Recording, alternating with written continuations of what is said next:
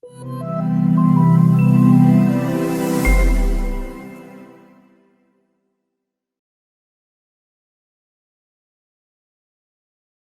density, occupancy monitoring for COVID and beyond. So, my name is Graham Smith. I'm a rep here at Density. I'm here to spend a little bit of time talking with you about occupancy monitoring, both in the age of the pandemic and then also applications beyond. So, what is occupancy monitoring? What is Density's technology? Demonstrate our dashboard and our software and give you a sense of use cases that we've seen from higher ed to K-12 to just offices and even warehouses. And then of course, we'll leave some time at the end for questions, as well as a prize drawing of the Sonos Move, which I have one, it's amazing, so stay around. So what is occupancy monitoring?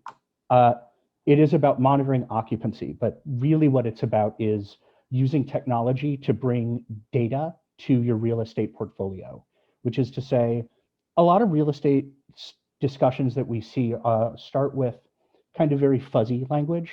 We think, we feel, we're pretty sure, the head of sales says X, the CFO says Y.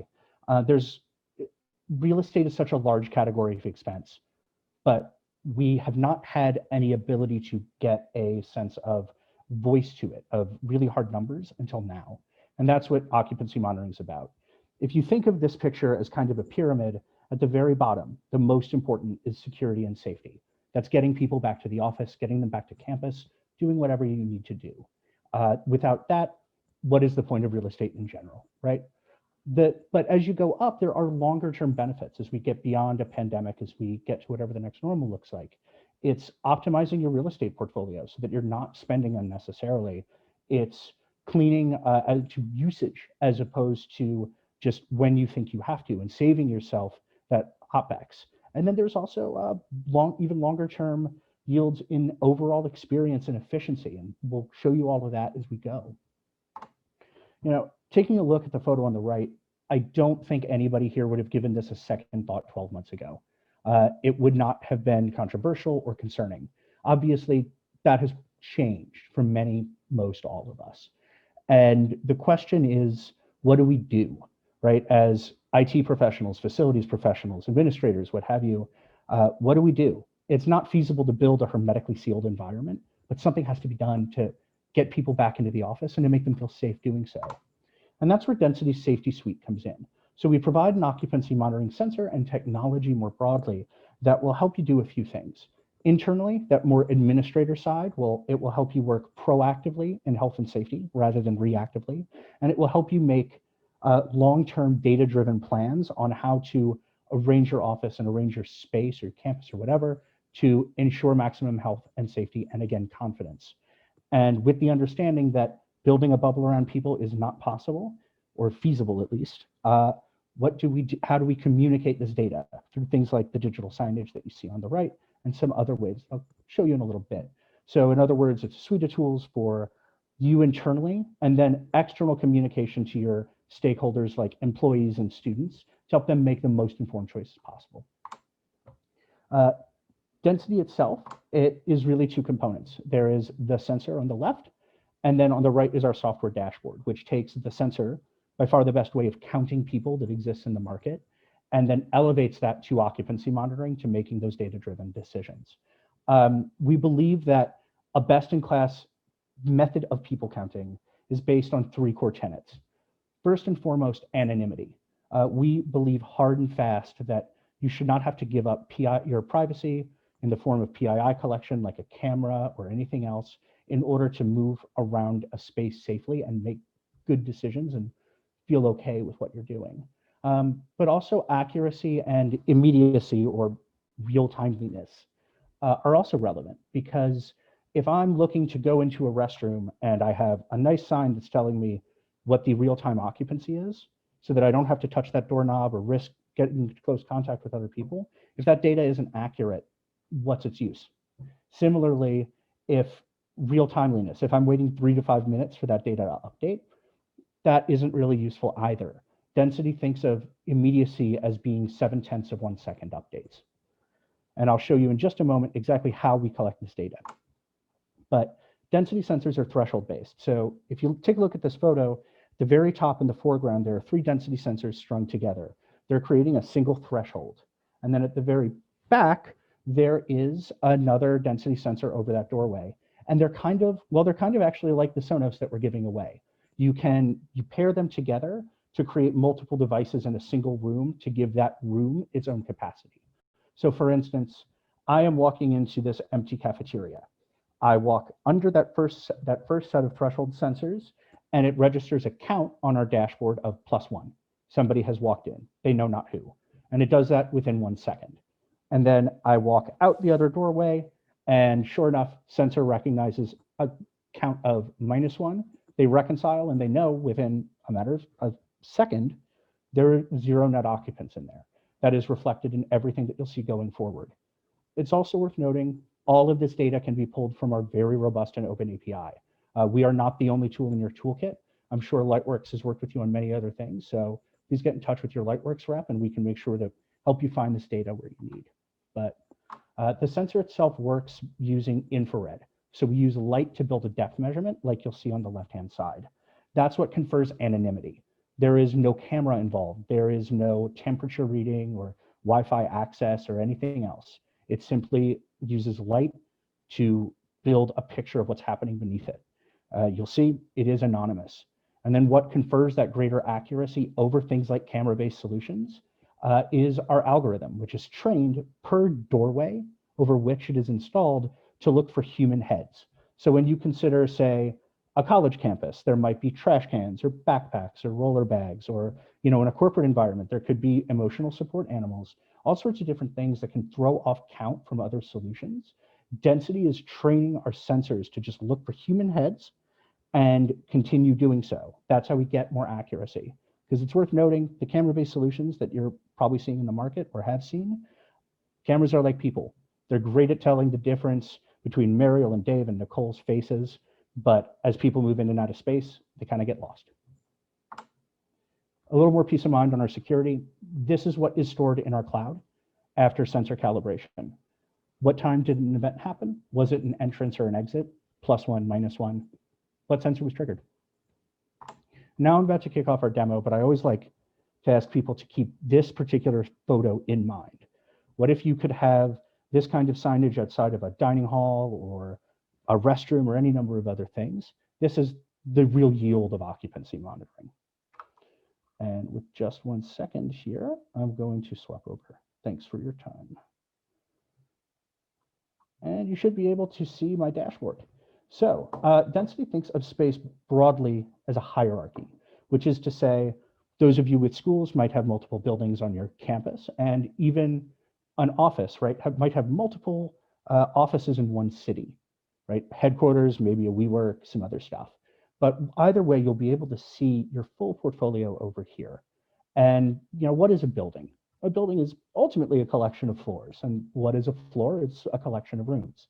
So you can start small or start large, and either way, you have a very scalable solution with a single source of truth up here. So also you'll see here is occupancy. So for instance, when we say real time, this is tracking out to a minute ago. So less than a minute ago, 2 people walked into our space. But occupancy is a simple measurement, entrances minus exits. But on its own, it doesn't tell us a whole ton.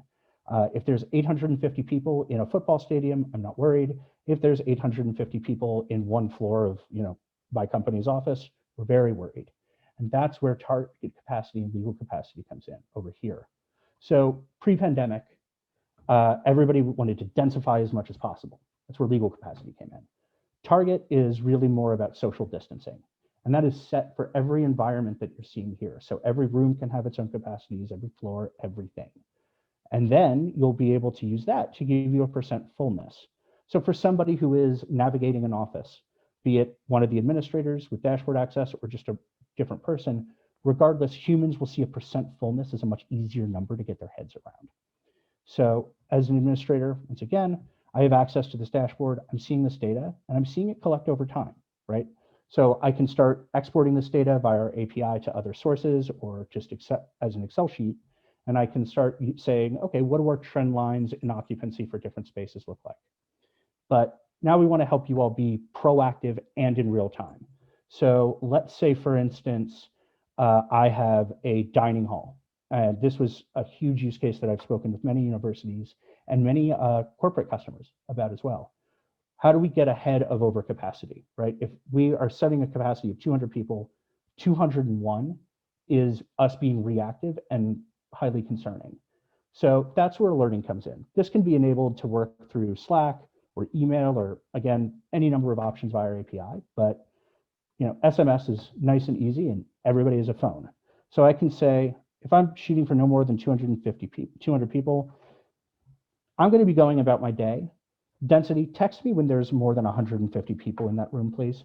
That's going to be important for me to know and kind of put it on my radar. And then let's say I want to make doubly sure. So let's say if, okay, in the next 30 minutes, it goes up to 180 out of 200 people. That's where I know I need to get right over to that dining hall and make sure that people are enforcing social distancing, making sure that paper towels are restocked, hand sanitizer is restocked. Even, in the case of a cafeteria, there's enough food out, right? We're heading toward the lunch rush, clearly. Let's get everything going and making sure everything's working. Similarly, you could also set a rule for less than, right? So if you wanted to set it up so that you could go do a deep clean of maybe a break room in a factory or a warehouse while people are on shift, you could say, all right, when less than 40 people are there, send me a message. And that's when I'll know to send in the janitorial staff and have them do that deep cleaning. So there's applications in both directions to keeping people safe and, again, working proactively. Another tool in what I would call the administrator toolkit, the internal kind of admin side, is analytics. So this is great for giving you insights into a single space. Analytics will help you compare. These are reports built by you, and of course, at Density, you'll get a customer success manager as well, tasked to your success. So they'll work with you on onboarding, on making sure everything works together. And of course, LightWerks, they're always great about being helpful too, I know. But we can help you with building these reports. Think of them almost as Salesforce reports for your space. So let's take this report. I am pandemic era. I'm somebody in facilities or the corporate campus who is planning to try to figure out, how we're trending against things. And what I'm seeing is a fairly consistent trend. But at peak over the last 90 days, I have a worrying number here. Marketing is actually way overcrowded to a point that honestly makes us uncomfortable. And well, what can I do? I could go to WeWork or something and just lease another set of desks. But taking a look at my portfolio here, sales is wildly under the capacity that they've said that they need in order to stay safe. Clearly, more people are working from home than we thought. And historically, this might have had to be a political fight, right? One person says this, then there's a survey or something. This, you have data that suggests, hey, here's what's going to happen. Marketing is going to need to move into the sales area. We're going to turn the old marketing area into hot desks. Salespeople will book those the day before they come in. Sales is going to be remote first for the time being and into the foreseeable future. Those conversations can also be used, again, for longer term space planning, right? Even pre-pandemic, I was speaking to clients who were like, yeah, somebody comes in and we just end up having to, evaluate adding new space or, pushing some stuff around. That data-driven approach will let you understand your portfolio. Maybe there are some places, some campuses, even some buildings where you should add more space.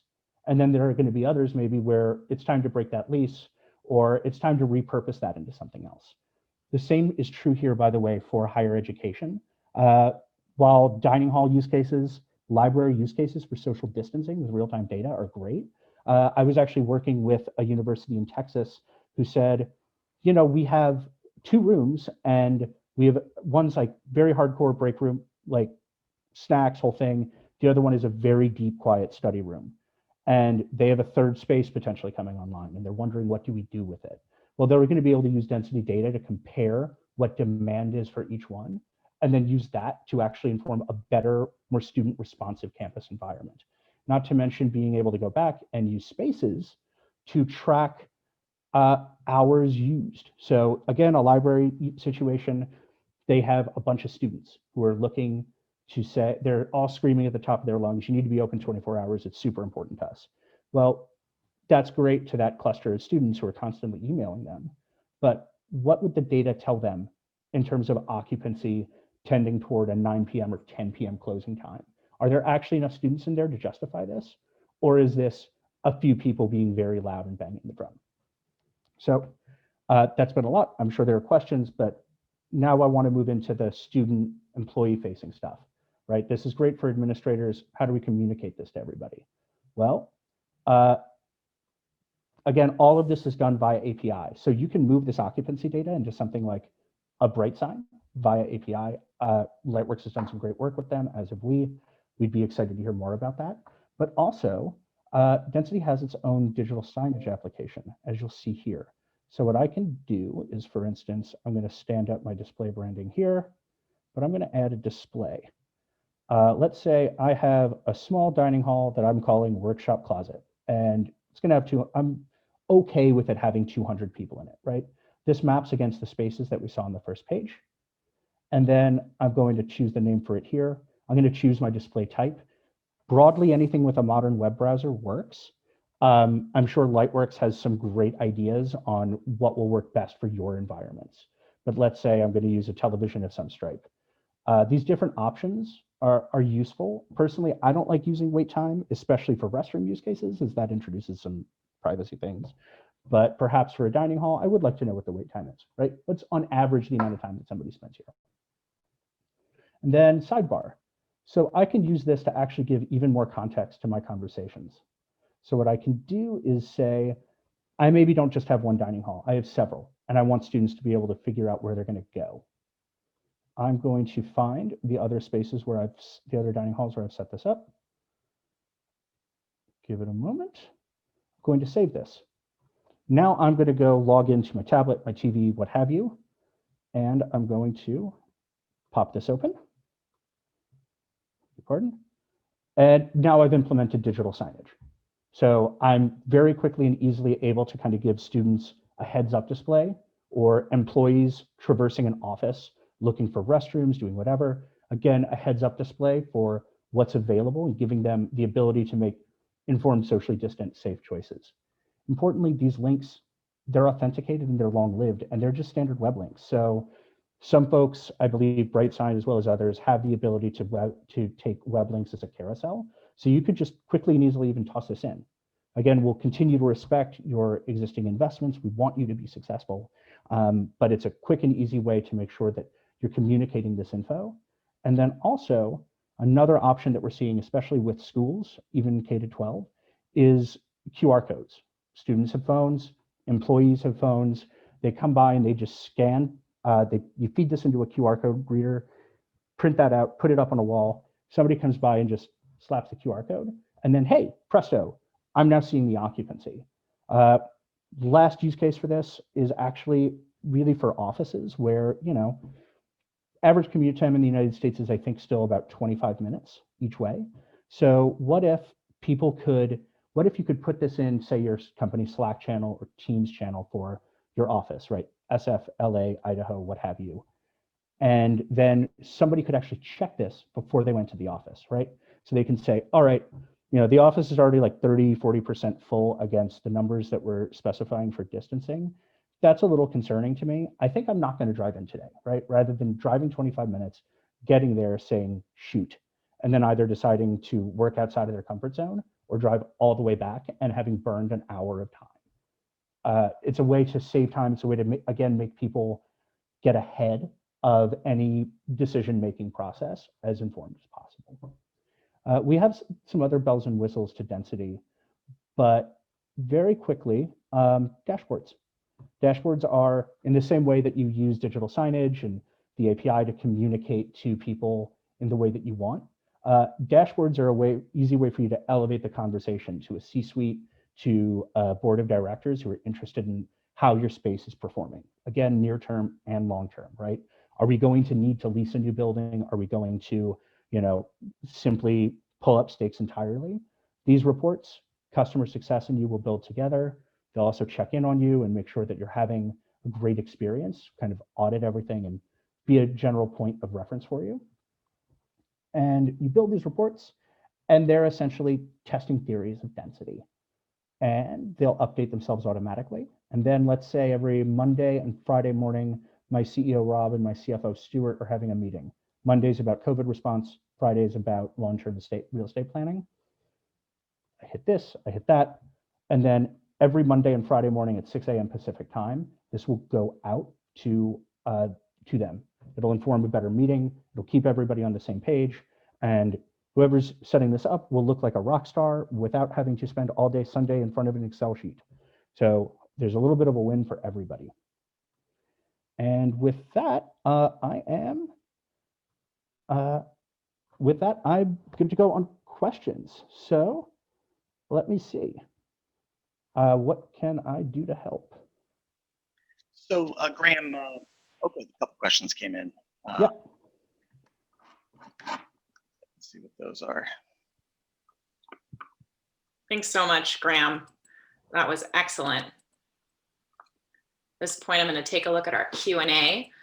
We have a question from Christian. Do you have a video of this that I could share with my facilities team? That's actually a great question, Christian. I'm sure Graham can answer this as well, but just as a side note, we will be posting videos of all of our sessions on our LightWerks website, so please do stay tuned. We will be uploading all of our manufacturers' presentations, including Graham's excellent presentation for density. But Graham, do you have anything that you can offer right now?